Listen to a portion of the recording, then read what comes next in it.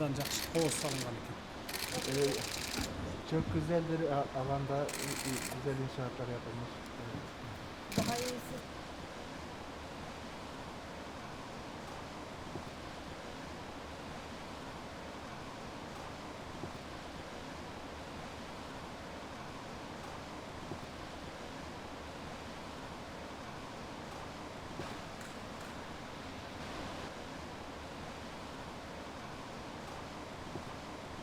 Siz de Kırgızistan'a resmi delegasyon olarak gelip geçtiğinizde Sapar çıkar.